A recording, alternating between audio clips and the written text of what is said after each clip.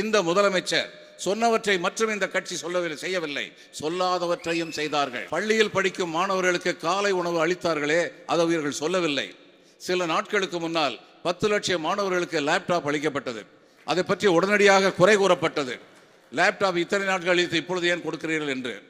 லேட்டாக வந்தால் என்ன, லேட்டஸ்டாக தானே வந்தார், அதில் என்ன சந்தேகம்? இந்த 10 லட்சம் லேப்டாப் திரு பிடிஆர் பழனிவேல்ராஜன் இன்ஃபர்மேஷன் டெக்னாலஜி அமைச்சராக இருக்கிறார். இன்ஃபர்மேஷன் டெக்னாலஜி பற்றி நன்கு தெரிந்தவர். லேப்டாப்பில் என்னென்ன வரிசைகள் அனைத்தும் அளிக்கப்பட வேண்டும் என்பதை நன்கு கூர்ந்து கவனித்து அவ்விதம் அளிக்கப்பட்டு ஆர்டிஃபிஷியல் இன்டெலிஜென்ஸ் சேர்க்கப்பட்டிருக்கிறது. ஒரே ஒரு கணக்கு சொல்கிறேன். இந்த 10 லட்சம் லேப்டாப் கிராமப்புறங்கள் எல்லாவற்றுக்கும் சென்றிருக்கிறது. ஏதோ சென்னைக்கு மட்டும், திருச்சிக்கு மட்டும், மதுரைக்கு மட்டும் என்று இல்லை. 10 லட்சம் பேரில் ஒரே ஒரு விழுக்காடு தலைமை தகுதி பெற்றவர்களாக இருந்தால் இந்த மாநிலத்தின் 10,000 பேர் தலைமை தகுதி பெற்றவர்களாக, தலைவர்களாக, அரசியல் என்று மட்டுமில்லை, வணிகத்தில், மருத்துவத்தில், விஞ்ஞான துறையில், வழக்கறிஞர் துறையில், பல துறைகளில் 10,000 தலைவர்கள் உருவாவார்கள்.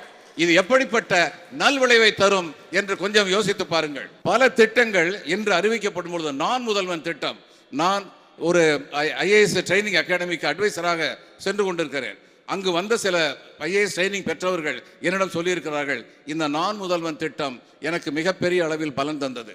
அந்த பணம் செலவழிக்க முடியாத நிலையில் இருந்த நாங்கள் அந்த பணம் அளிக்கப்பட்டதன் காரணமாக முயன்று முழு முயற்சியுடன் எங்களுடைய படிப்பில் ஈடுபட முடிந்தது.